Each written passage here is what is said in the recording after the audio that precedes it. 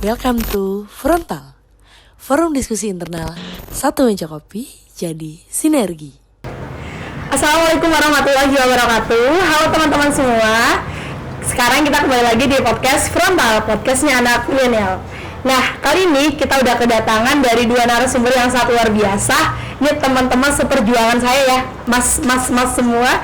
Nah, kali ini kita kedatangan dari teman-teman lembaga Fakultas Hukum.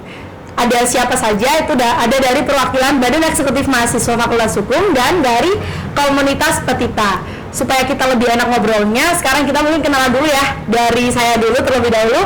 Halo teman-teman, saya Tania Lintang Janti. Hari ini akan memoderatorin podcast kali ini. Ditemenin sama dua narasumber. Mungkin boleh perkenalan dari Mas yang sebelah mana ini? Sebelah kanan gitu ya? Boleh.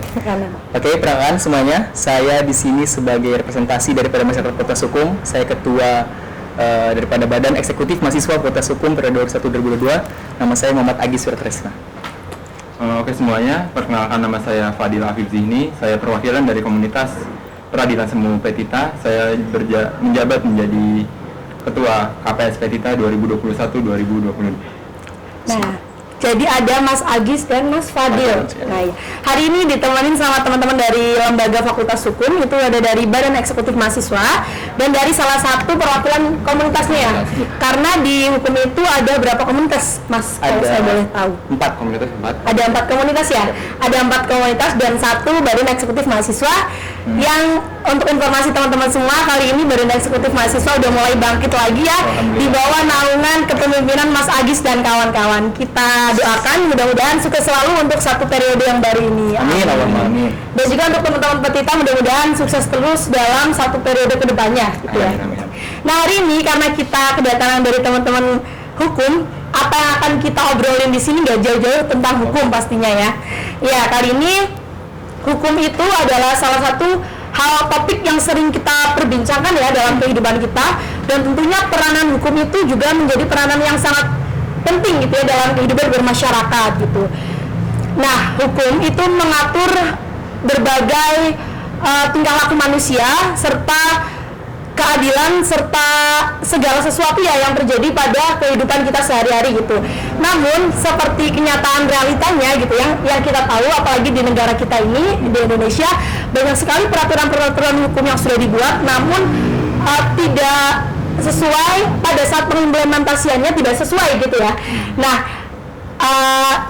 itu menjadikan pertanyaan untuk kita semua, sehingga pertanyaan itu muncul, apakah ini benar-benar diimplementasikan atau hanya ilusi semata gitu ya. Kita nggak ada yang tahu ya teman-teman ya.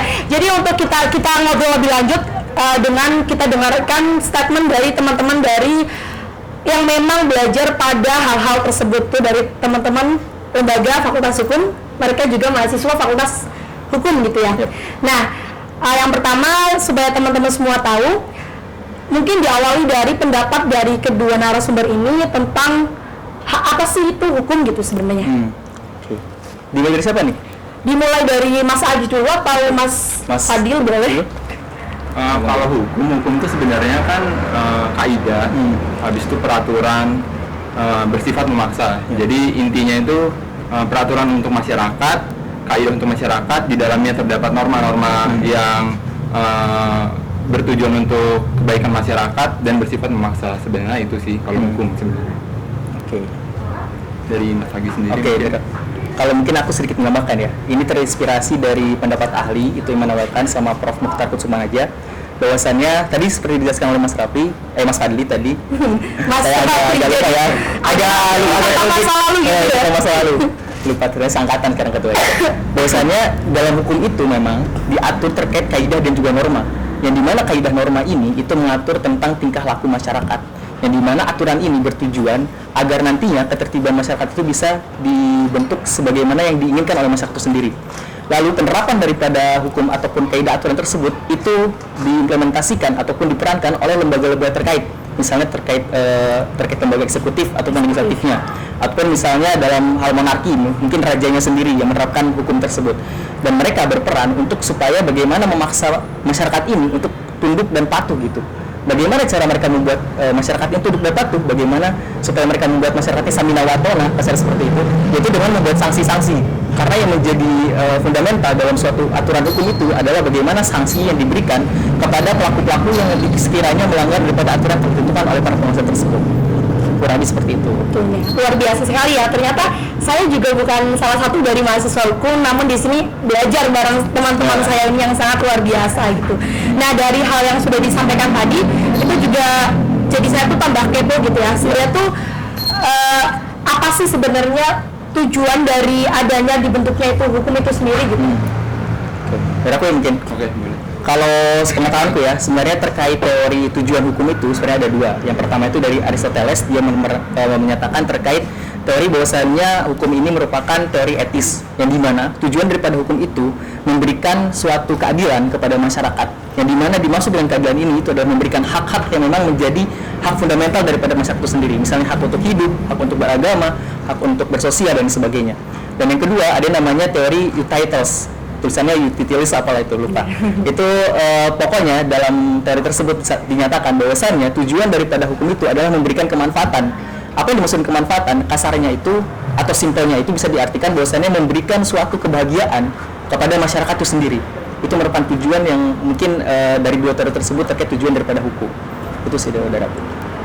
Mungkin Mas Fadil mau menambahkan gitu? Nah, mungkin kalau dari Mas Agis kan akademisnya aku lebih simpelnya. Kalau tujuannya sendiri itu lebih ke mengatur ketertiban, habis itu menjaga norma-norma kesusilaan masyarakat, dan setelah itu misalnya ada yang bersinggungan, itu menjadi patokan kita untuk menegakkan hukum itu sendiri. Itu tambahan. Ya, setuju banget sih ya sebenarnya dari hal-hal tersebut kan sebenarnya itu mengatur segala sesuatu perilaku kemanusiaan gitu ya, bermasyarakat gitu. Cuman ya pengimplementasiannya itu sebenarnya belum tentu itu sama ya sama yang udah ditulis gitu ya. Contohnya pada negara kita ya, kita sebenarnya semuanya tuh udah menjadi rahasia umum gitu ya. Kalau sebenarnya kalau dari saya sendiri, kalau yang saya nilai sebenarnya tuh dari negara kita peraturan hukum itu, penegakan hukumnya itu belum bagus gitu ya. Mungkin makanya ini menjadi harapan besar khususnya dari saya kepada teman-teman saya ini yang ada di sebelah saya. Mudah-mudahan nanti beberapa tahun ke depan dari teman-teman saya ini bisa menjadi penegak hukum yang amanah gitu ya, yang bisa adil gitu, yang ya bisa memperbaiki lah dari apa yang sekarang terjadi gitu. Nah, dari hal tadi menurut teman-teman saya ini, bagaimana sih pemanfaatan hukum dalam kehidupan bermasyarakat? Apakah sudah berjalan sebagaimana mestinya atau belum gitu? Oke, aku dulu. Ya, kalau pemanfaatan hukum dalam masyarakat ya, sebenarnya kalau kita lihat kebanyakan hukum itu bermanfaat untuk masyarakat. Tapi untuk pengimplementasiannya, di dalam hukum itu ada asas untuk masyarakat sadar hukum, masyarakat tahu hukum itu, masyarakat dianggap tahu hukum. Tapi untuk istilahnya dari sosialisasi pemerintah ke masyarakat terhadap hukum itu sendiri itu masih minim. Dan maaf ya untuk mengkritik, itu masih dari pemerintah saja masih mencontohkan ke kita untuk hukum yang tidak baik gitu. Sedangkan kita seharusnya menegakkan hukum, kita yang seharusnya menjalankan hukum itu dengan baik, tetapi pemerintah malah menjalankan hukum itu dengan semena-mena ataupun bukan semena-mena ya, mungkin dengan kepentingan yang kita tahu tidak tahu kepentingan untuk siapa gitu. Jadinya masyarakat mungkin ada yang mencontoh ataupun yang di atas saja kayak gitu, apalagi kita yang di bawah. Iya, benar-benar benar banget. Ya memang sih, kalau lagi-lagi kalau bisa kita lihat pemanfaatan daripada hukum itu sendiri ketika kita lihat realitas sosialnya yang ada di Indonesia, jauh dari kata manfaat menurutku, bahkan malah bukannya manfaat malah madorot jatuhnya daripada pemerintah sendiri. Karena kita lihat misalnya terkait kemarin itu undang-undang Cipta Kerja, bagaimana disahkannya itu ketika di draftnya itu disahkan oleh DPR dan kemudian sudah disahkan dari ketua DPR kemudian diberikan kepada presiden, ternyata dari jumlah 800 halaman menjadi 1.200. Ternyata yang diterima oleh presiden itu 1.200, sedangkan yang disahkan oleh DPR yang disepakati itu 800 halaman. Dan kita lihat walaupun kita ditinjau dari segala aspek terkait penerapan daripada disahkannya undang-undang Cipta Kerja ini, sebenarnya itu kan dari penerapan undang-undang ditetapkan itu harus memenuhi 3 ruang lingkup. Yang pertama ada yuridis, sosiologis, sama filosofis. Yang dimana salah satunya itu kalau misalnya kita berbicara soal filosofis itu sesuai dengan norma yang ada di Indonesia itu sendiri. Sedangkan bunom atau norma tertinggi yang Indonesia itu adalah Pancasila. Dan itu tidak boleh suatu aturan undang-undang itu menyimpang daripada Pancasila itu sendiri. Dan yang kedua terkait dengan tadi politisnya ataupun nanti terkait pemeran masyarakatnya, yang dimana itu masuk dalam sosiologis. Itu bahwasannya dalam aturan undang-undang ketika dibuat itu memang harus membawa kepentingan ada masyarakat. Jangan sampai kepentingan yang dibuat undang-undang itu jatuhnya malah top to bottom, bukan bottom to top. Jadi malah yang dipaksakan oleh dibuat peraturan perundang-undangan ini yang dibuat oleh legislatif dan juga eksekutif, itu mereka memaksa masyarakat untuk setuju gitu. Jadi dipaksakan jatuhnya, bukan daripada kepentingan masyarakat yang kemudian mereka undang-undangkan gitu. Nah, itu yang kedua. Terus terkait filosofis dan juga yuridisnya tadi. Nah, itu menjadi bukti bahwasannya pemerintah hari ini itu sangat benar-benar inkonstitusional maksudnya. Jadi mereka tuh secara konstitusi mereka melanggar nilai-nilai yang sudah ditetapkan oleh stakeholder, oleh para founding fathers dahulu. Mereka menyimpang daripada nilai yang sudah ditetapkan. Dan itu menjadi bukti bahwasannya sebelum adanya hukum, ketika mereka membentuk hukum tersebut, mereka membuat hukum itu berdasarkan kepentingan mereka sendiri, kepentingan oligarki ataupun kepentingan para kekuasaan itu sendiri.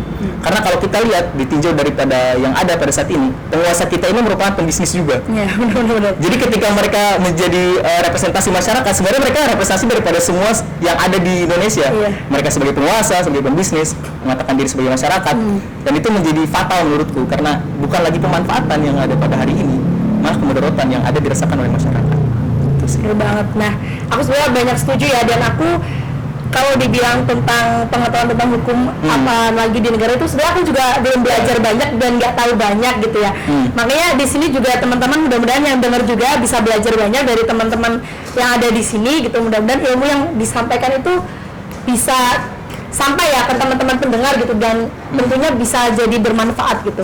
Nah, mungkin lanjut dari hal tersebut, berkaca dari berbagai fenomena yang ada itu kan tak jarang ya berkaitan erat dengan malfungsi hukum berdasarkan hakikat dibentuknya. Bagaimana pandangan teman-teman saya ini gitu. Mas Afi dulu, saya. Mas Afi. Sorry tadi apa? Tentang Malfungsi ya? malfungsi hukum. Malfungsi. Oke. Kalau malfungsi sendiri itu yang aku lucuin dari negara kita ya. Sebenarnya hukum itu ada sudah dibentuk, sudah dibuat, dan sudah ditetapkan. Seharusnya sudah mempunyai kekuatan hukum sendiri.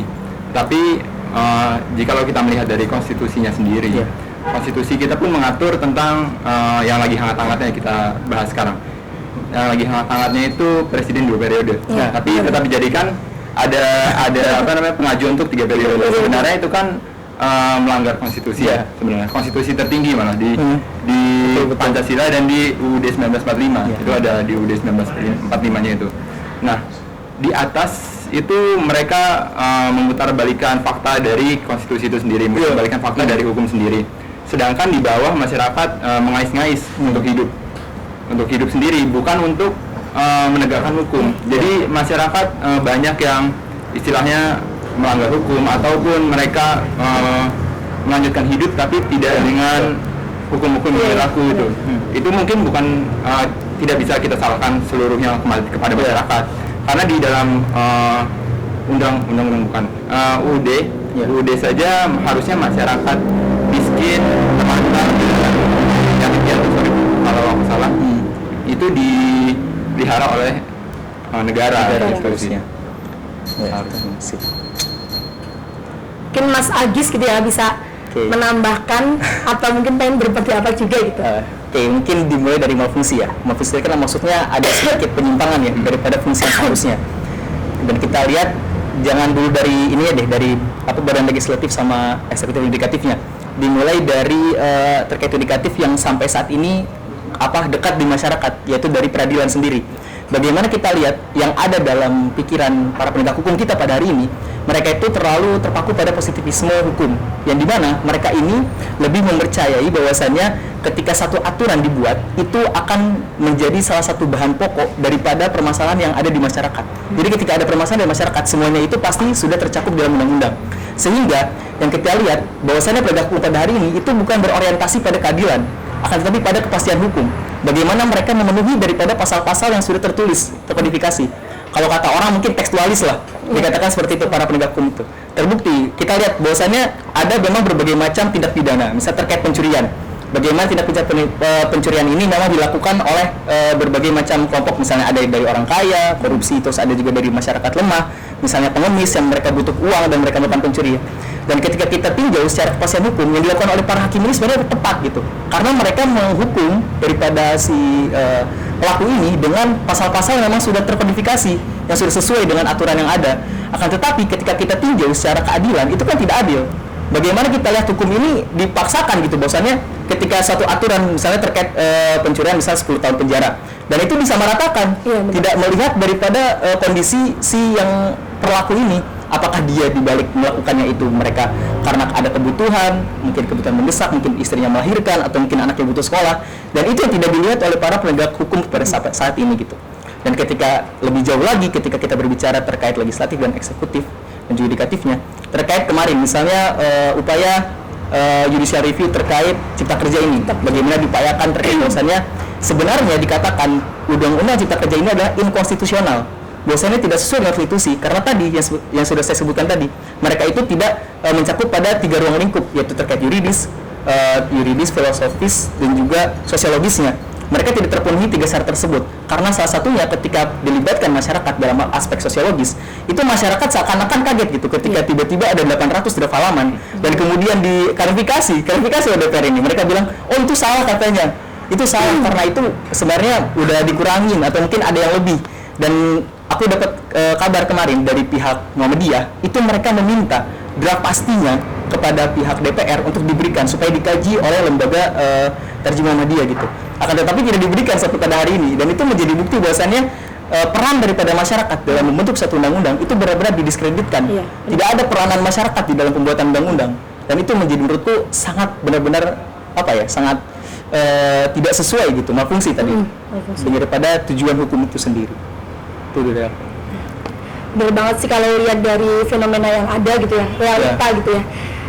Sebenarnya juga banyak banget hal-hal yang tidak kesesuaian, tidak ada kesesuaian antara peraturan undang-undang, peraturan hukum yang sudah diciptakan sama kenyataannya gitu ya.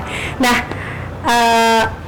mumpung sekarang ini dari teman-teman para penerus ya, penerus penegak hukum gitu, yang insya Allah mudah-mudahan bisa amanah gitu ya, bisa lebih baik lagi.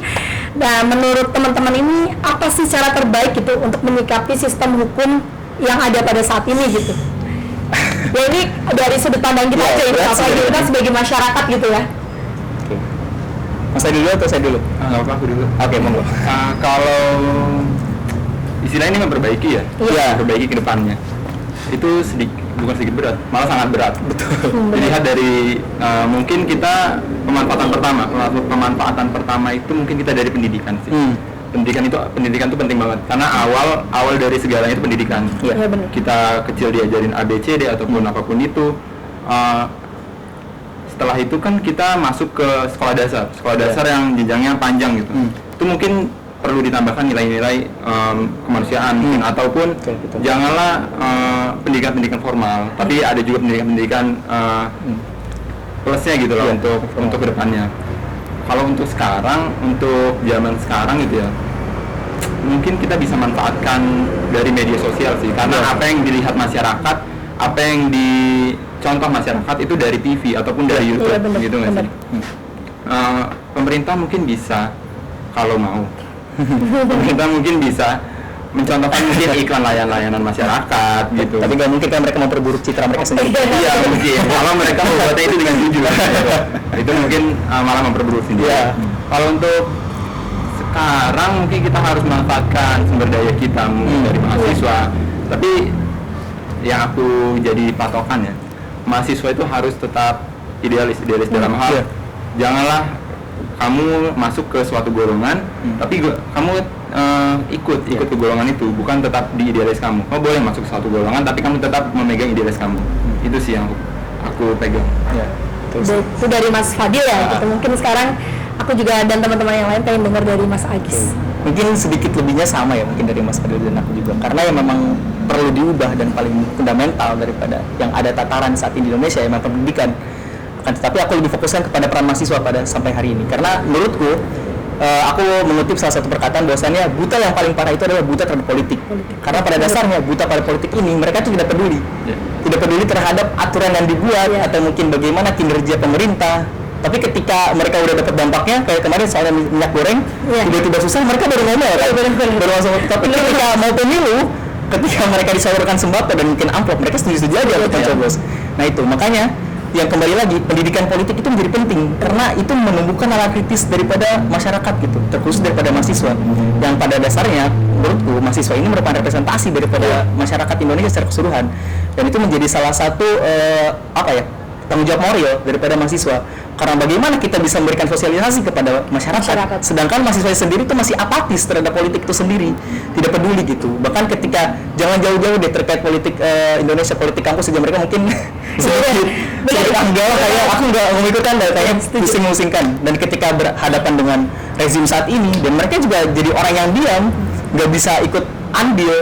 Ya walaupun memang kita tidak bisa berupaya banyak untuk bagaimana kita memberitahukan bahwasannya ini memang buruk, ini memang baik, ataupun bagaimana kita bisa mengubah sistem dari dalam, itu kan mungkin hal yang sangat sulit, yang sangat susah. Tetapi bagaimana kita bisa menghegemoni ataupun bisa mempropaganda bahwasannya yang dilakukan oleh pemerintah pada hari ini itu tidak melibatkan masyarakat, itu merupakan suatu bentuk daripada ketidakadilan. Itu yang perlu dibentuk dan juga dibangun daripada persepsi masyarakat saat ini. Karena pada saat ini ya mungkin masih banyak lah ya orang-orang yang mungkin cabang kampret dan sebagainya, memang mungkin samina watona dan juga setuju daripada pemimpin Jokowi ini. Pak Jokowi biasanya mereka lakukan suatu kebijakan yang mereka bilang, wah ini untuk kebaikan. Ketika mungkin dibandingkan dengan sebelumnya, dengan periode sebelumnya, wah ini merupakan salah satu bentuk bahwasannya satu periode itu nggak cukup gitu, bahkan harus 3 periode.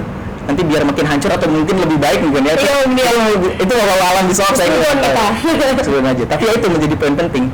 Kembali ke awal bahwasannya yang pendidikan dan juga nalar politik daripada mahasiswa dan juga masyarakat Indonesia itu memang harus menjadi suatu komponen penting gitu dalam kita menjawab persoalan-persoalan pada hari ini, dan itu salah satu hal yang bisa dibangun sedari dini gitu daripada masyarakat ataupun mahasiswa. Mungkin aku mau menambahkan dikit dari Mas Agis tadi, politik kampus untuk mahasiswa itu penting sih menurutku juga. Tapi setidaknya dari politik kampus itu sebaiknya itu melahirkan budaya yang politik bersih. Betul. Politik bersih itu sangat penting karena dari mahasiswa kita sudah politik bersih, kedepannya tidak mungkin kita bakal jadi mungkin DPR, mungkin ada yang jadi presiden itu sih. Ada napi dulu nanti kan the next. Mungkin. Nah itu politik bersih dimulai dari mahasiswa. Setelah itu mungkin setelah politik bersih banyak mahasiswa yang sadar akan politik ataupun mungkin masih ada juga yang apatis. Tapi kebanyakan mungkin bakal sadar akan politik dan membuat politik kita ke depannya menjadi lebih baik gitu sih. Nambahin dikit ya mungkin aku dari Mas Fadil tadi terkait terpantik lah aku. Betul, aku sangat sepakat yang diutarakan oleh Mas Fadil bahwasannya memang pada hari ini kan kita lihat politik kita bagi dua. Yang pertama politik praktis sama politik nilai. Bagaimana politik praktis ini mereka bersifat pragmatis ketika mereka melakukan segala cara untuk mendapatkan suatu jabatan. Dan ketika mereka mendapatkan suatu jabatan, mereka akan membantu orang-orang yang sudah melegalkan daripada menghalalkan cara yang mereka lakukan sebelumnya. Nah itu menurutku jadi ada pada negara kita pada hari ini, bagaimana mereka mengupayakan bahwasannya ketika yang penting kita dapat dulu kekuasaannya nih. Nanti kalau misalnya kalian mau bantu aku bantu kalian ketika aku sudah di atas nanti. Nah itu menjadi poin penting bahwasanya ketika di politik kampus yang kita bawa itu harus politik nilai. Bagaimana ketika kita menjadi representasi daripada masyarakat Eva atau misalnya masyarakat secara keseluruhan, misalnya Bang Ibnu Bang Ibnu mungkin menjadi bagian dari Prasma, itu merupakan salah satu bentuk bahwasanya kepentingan yang dia bawa ketika menjabatani sebagai presiden mahasiswa itu merupakan kepentingan keseluruhan masyarakat Universitas Madura Jakarta, bukan beberapa kelompok saja. Karena yang menjadi fatal bahwasanya ketika mereka sudah naik dan sudah mendapatkan kekuasaan, mereka lupa gitu dengan janji-janji manis mereka, dan mereka cenderung ikut kepada kepentingan politik dan juga kepentingan kelompok mendapatkan suara dan sebagainya. Dan ketika di atas ya yang mereka manjakan itu ya orang-orang terdekat mereka gitu, orang-orang yang memang ada di barisan mereka gitu. Sudah. Bener banget. Jadi namanya hukum itu luas banget ya sebenarnya ya. Makanya kita tadi awalnya ngomongin tentang apa sampai kepada hal politik dan lain sebagainya. Itu namanya hukum itu sebenarnya luas banget, dan aku juga setuju banget dengan melihat kondisi peraturan hukum yang ada di negara kita ini. Ya kita itu sebagai mahasiswa menjadi peranan pertama gitu ya, yang bisa ikut membantu, ikut serta dalam perubahan-perubahan ini, karena ibaratnya mahasiswa itulah yang akan meneruskan bangsa ini gitu. Kita kan berapa tahun ke depan lagi nih kita nggak tahu nih Mas Agis ternyata sekarang jadi gubernur di fakultas, ternyata jadi gubernur beneran di daerahnya, kita nggak ada yang tahu gitu. Saya ngomongin juga bingung. Kalau bagian tidak jadi. Siapa tahu Mas Fadil jadi ketua komunitas, nanti besok jadi jaksa atau hakim gitu. Iya. Kita nggak ada yang tahu itu, makanya saya juga berharap untuk semuanya kita sebagai mahasiswa kita mudah-mudahan bisa bareng-bareng menjadi mahasiswa yang memang punya nilai gitu ya, punya value juga, itu supaya bisa nanti kedepannya kita bisa menjadi bibit unggul untuk negara kita sendiri gitu kan ya.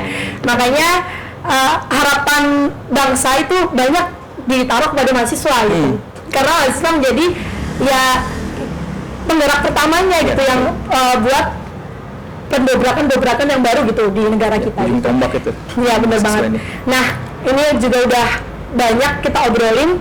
Mudah-mudahan semua apa yang ingin kita sampaikan sudah tersampaikan semua ya Mas Fadil dan Mas Agis gitu. Insyaallah. Terima kasih banyak atas kehadirannya untuk memenuhi undangan kami di sini. Kita bisa ngobrol bareng, kita bisa kenalan bareng sama semua pendengar podcast Frontal ini. Salah satu program kerja dari Kementerian Dalam Negeri BMKM UNY, dan terima kasih kehadirannya dari teman-teman lembaga. Mudah-mudahan selanjutnya kita tetap bisa masih bersinergi bersama, berkolaborasi bareng gitu ya. Betul. Dari BEM-nya, komunitasnya, karena dari hukum belum ada himpunannya, atau bahkan kayaknya ini nggak ada. Kayaknya ada gitu ya. satu gitu. Cuma satu prodi dan satu lagi Cuma satu internasional. prodi. Iya benar banget. Nah jadi saya ucapkan terima kasih mewakili dari teman-teman Kemendagri juga, mengucapkan terima kasih banyak kepada teman-teman lembaga yang udah hadir. Cukup sekian teman-teman obrolan kita hari ini, mudah-mudahan bisa bermanfaat untuk teman-teman semua. Kembali lagi di episode selanjutnya. Wassalamualaikum warahmatullahi wabarakatuh.